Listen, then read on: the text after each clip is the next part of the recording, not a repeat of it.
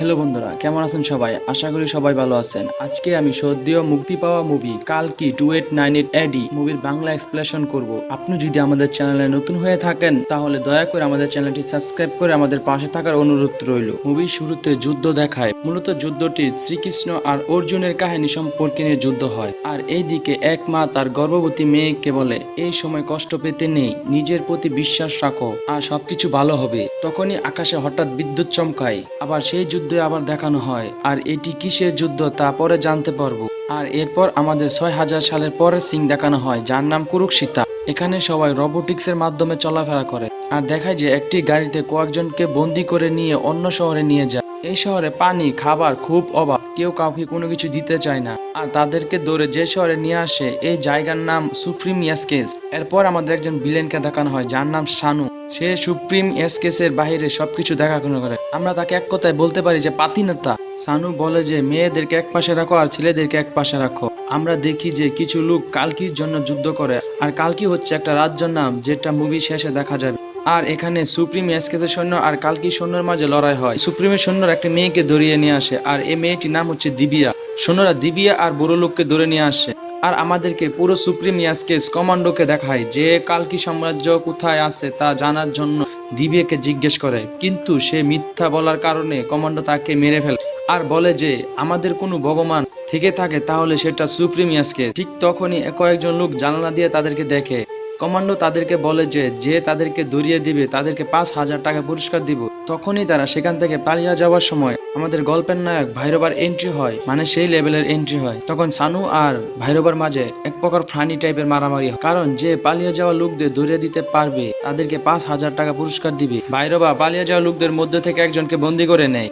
অপর দিকে আমাদেরকে দেখায় যে মাটির নিচ থেকে তীর তুলছে। আর এটা কিসের তীর বা কিসের ধনুক তা আমরা পরে জানতে পারবো। এইদিকে আমাদেরকে গল্পের মেইন ক্যারেক্টারকে দেখায় সম্পূর্ণ মুভি যাকে নিয়ে, তার নাম শ্রীমতী। দেখায় যে সে অন্যদের খাবার আনা নেওয়া করছে। এখানে যত মেয়ে আছে তারা সবাই ভিতরে থাকা গর্ভবতী মেয়েদেরকে খাবার আনা নেওয়া করে। মূলত যারা গর্ভবতী তাদেরকে এখানে রানীর মতো রাখা হয়, কারণ সুপ্রিম এসকেসের পরীক্ষা করার জন্য 150 দিনের গর্ভবতী মেয়ের প্রয়োজন। আর এখানে শ্রীমতী ও গর্ভবতী কেউ সেটা জানে না। যখন সেখানে সবাই জানতে পেরে যায় তার পেটে বাচ্চা আছে, তখন শ্রীমতীকেও সুপ্রিমের খয়েশ পুরা করার জন্য পরীক্ষা করতে নিয়ে যায়। শ্রীমতীকে যখন পরীক্ষা করে তখন বিদ্যুৎ সমস্যা হয়। এই বিদ্যুৎ সমস্যার কারণে শ্রীমতী নিচে পড়ে যেতে লাগে। ঠিক তখনই তাকে বাঁচিয়ে নিয়ে যায়। এর মধ্যে আমাদেরকে দেখানো হয় সুপ্রিমের মেন, যে কিনা অনেক বৃদ্ধ। তাকে তার যৌবন ফিরে পেতে হলে 150 দিনের গর্ভবতী মেয়ের ইন্টিভেনম লাগবে, যেটা তার আগে যৌবন ফিরে পাবে। এখানে শ্রীমতী হচ্ছে 150 দিনের গর্ভবতী, তার শরীরের অ্যান্টিভেনম দিলে তার যৌবন ফিরে পাবে।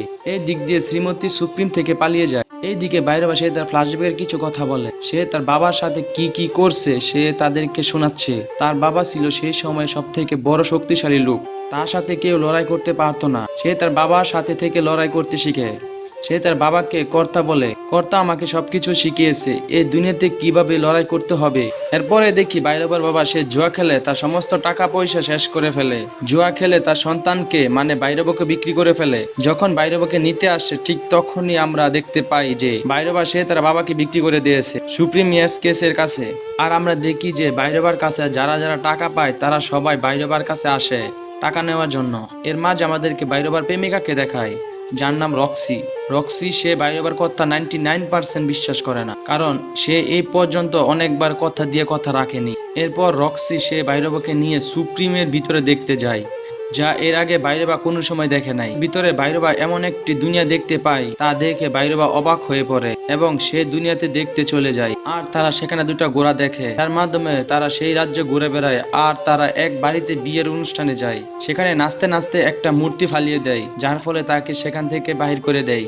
এই দিকে আমরা দেখি যে মুভি শুরুতে যে গাড়ি দিয়ে কয়েকজনকে নিয়ে আসে সেখান থেকে একটা বাচ্চা পালিয়ে গিয়েছিল। সে যখন খাবার খেতে আসে তখন তাকে সুপ্রিমের সৈন্যরা তাকে দেখে ফেলে আর তাকে দৌড়াতে শুরু করে। সেখানে সে একটি গর্তে লুকিয়ে পড়ে। সে যখন গর্তে লুকিয়ে পড়ে তখন তাকে সুপ্রিমের রোবট তাকে দেখে ফেলে। যখন তাকে সুপ্রিমের রোবট তাকে মারতে যাবে ঠিক তখনই তাকে এক বৃদ্ধ লোক বাঁচিয়ে নেয়। আর এই বৃদ্ধ লোকটির নাম হচ্ছে প্রশান্ত। বাচ্চা ছেলে প্রশান্তকে বলে, আপনার মতো সৈন্য আমাদের থাকলে তাহলে আমাদের জিত নিশ্চিত হবে। প্রশান্ত বলে, আমাকে সবার জন্য লড়াই করতে রাখা হয়নি, আমি শুধু একজনের জন্য লড়াই করতে এসেছি। এইদিকে শ্রীমতীকে নিয়ে যাওয়ার জন্য 3 জন লোক আসে, যারা কালকিরি রাজ্যের সৈন্য। যখন সুপ্রিমের কমান্ডার কাছে খবর আসে যে শ্রীমতীকে খুঁজে পাওয়া যাচ্ছে না, তখন তাকে খোঁজার জন্য লোক পাঠায়। এইদিকে কমান্ডো সে নিজেই তীর ধনুকের কাছে যায়। সে যখন তীর ধরতে যাবে তখনই তাকে বলে যে এটা এখন কেউ ধরতে পারবে না, যেই ধরবে তার হাত গলে যাবে, সে হোক রোবট বা কোনো মানুষ। আর বলে যে এটা ধরতে পারবে সে ভগবানকেও হারাতে পারবে। এরপর যখন শ্রীমতীকে কালকির উদ্দেশ্যে নিয়ে যাওয়া হয় তখন তাদেরকে কিছু লোক আক্রমণ করে। তারা সুপ্রিম রাজ্যের সৈন্য, তারা তাদেরকে মেরে আবার চলতে শুরু করে। পরের দেশে বাইরবা সে শুয়ে শুয়ে চিন্তা করে সুপ্রিম ইয়াসকেসের ভিতরে কিভাবে যাবে। এইদিকে আবারও তাদেরকে সুপ্রিমের সৈন্যরা আক্রমণ করে। এইবার তাদেরকে সানু আক্রমণ করতে আসে। এক পর্যায়ে তাদের মাঝে অনেক মারামারি হয়। সেখানে সুস্মিতা সে শানুকে গাড়ি থেকে ফালিয়ে দেয়। তখনই শানু তার পায়ে ধরে ফেলে আর সুস্মিতা তাদেরকে বাঁচানোর জন্য নিজের জীবন বিসর্জন দেয়। শানুর সাথে নিজেও মরে যায় এক বম ব্লাস্টের মাধ্যমে। এরপরে তাদেরকে আবারও সুপ্রিমের সৈন্যরা একবারে চারদিকে আক্রমণ করে বসে। ঠিক তখন সেই বুড়ুলুক মানে প্রশান্ত আসে। সেখানে তাদের সাথে সেই লেভেলের মারামারি হয়। আর প্রশান্ত যখন শ্রীমতীর কাছে গিয়ে দেখে তখন সে অবাক হয়। তখন তাকে দেখে বাইরে এসে আরো বেশি মারতে থাকে। প্রশান্ত সে শুরুতেই বলছিল আমি শুধু একজনের জন্য সবকিছু করতে পারি, মূলত সেই একজনই হচ্ছে শ্রীমতী, যার জন্য সে সবকিছু করতে পারবে।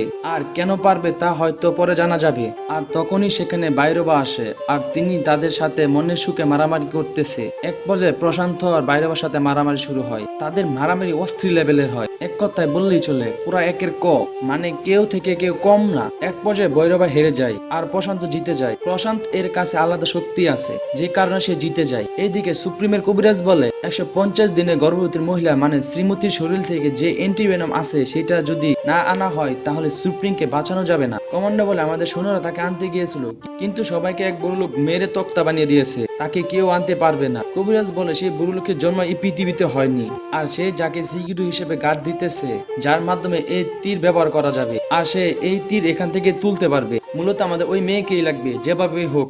এরপর শ্রীমতীকে একটা লুকানো শহরে নিয়ে যায় যেটা খালি চোখে দেখা যায় না। আর এই শহরের নাম হচ্ছে কালকি। এখানে এক মহিলাকে দেখানো হয় যার নাম মারিয়াম, সে এই রাজ্যের মা। তারা যখন এই নতুন শহরে আসে তখন এখানকার সৈন্যরা তাদেরকে আটকে ফেলে। তারা মনে করে যে এরা শত্রুপক্ষের লোক। ঠিক তখনই মারিয়াম সেখানে উপস্থিত হয়। সেখান থেকে শ্রীমতীকে নিয়ে যায়। আর শ্রীমতী আসার পরে এই রাজ্য বৃষ্টি পড়ে যা আগে কখনো পড়েনি। সেখানকার লোক শ্রীমতীকে বরণ করে নিয়ে যায়। তারা সবাই শ্রীমতীকে বরণ করে, তার মানে শ্রীমতীর কাছে আলাদা একটা পাওয়ার আছে, সেটা হয়তো শ্রীমতী জানে না। এইদিকে সুপ্রিমের সৈন্যরা ভৈরবাকে ধরে ফেলে আর তাকে বলে আজ থেকে সুপ্রিমের সাথে তোমার কোনো লেনাদেনা নেই। এরপর যখন সুপ্রিমের সৈন্যরা তাদের কমান্ডোকে বলতেছে আমরা মেয়েকে যেভাবেই হোক ধরে নিয়ে আসবো, তখনই ভৈরবা বলে তুমি তাদেরকে কিছুই করতে পারবেন, আপনি যদি অনুমতি দেন তাহলে আমি তাকে নিয়ে আসবো। কমান্ডো তাকে একটা চান্স দেয়। এখানে ভৈরবা তার কমান্ডোকে সেই লেভেলে একটা ডায়লগ দেয়। সে বলে আমার ব্যাকগ্রাউন্ড চেক করতে পারেন, আজও পর্যন্ত আমি কোনো যুদ্ধ হারিনি, এটাও হারবো না। এরপরে ভৈরবা সে তার গাড়িকে নতুন ডিজাইনে আপডেট করতেছে। হঠাৎ আমাদেরকে শানুকে দেখানো হয়, যাকে দেখছিলাম সে মারা গেছে কিন্তু সে মারা যায়নি, আসলে শয়তান সহজে মরে না। এদিকে ভৈরবা সেই মেয়েকে খোঁজার জন্য রওনা হয় আর কালকি শহরে পৌঁছায়। আর এখানে ভৈরবা সে প্রশান্তর রূপে সেজে আসে এবং প্রশান্তর সাথে কঠিন লেভেলের মারামারি হয়। এইদিকে সুপ্রিমের কমান্ডো সেও সৈন্য নিয়ে বেরিয়ে পড়ে শ্রীমতীকে তুলে আনার জন্য। যখন কমান্ডো শ্রীমতীকে তুলে আনতে যায় তখনই শ্রীমতী কমান্ডোর কাছ থেকে পড়ে যেতে লাগে। তখন ভৈরবা আর প্রশান্ত দুজনে মিলে শ্রীমতীকে বাঁচিয়ে নেয়। তখনই কমান্ডো প্রশান্তকে বন্দি করে ফেলে আর শ্রীমতীকে তুলে নিয়ে যায়। তখনই ভৈরবার শরীরে আলাদা এক প্রকার শক্তি চলে আসে। আর ভৈরবার কাছে এই শক্তিটা আসছে প্রশান্তের কাছে থাকা সেই লাঠি থেকে। আর সেই শক্তিশালী লাঠি দিয়ে কমান্ডোকে একটাই বসায়া দেয় আর কমান্ডো সেখানেই শেষ। আর ভৈরবা যখন হুশ আসে তখন সে শ্রীমতীকে সুপ্রিম ইয়াস কাছে নিয়ে চলে আসে আর আমাদেরকে ইতিহাসের কিছু সিন দেখায়। আর মুভি শেষে সুপ্রিমের বৃদ্ধ ভিলেন সে তার শরীরে একটা ড্রপ প্রবেশ করার ফলে তার শরীরে আগের যৌবন ফিরে পায়। আর মুভিটি এখানেই শেষ হয়ে যায়। ভিডিওটি শেষ পর্যন্ত দেখার জন্য আপনাকে ধন্যবাদ। এই পর্যন্ত সবাই ভালো থাকবেন, সুস্থ থাকবেন, টেক কেয়ার, আল্লাহ হাফেজ।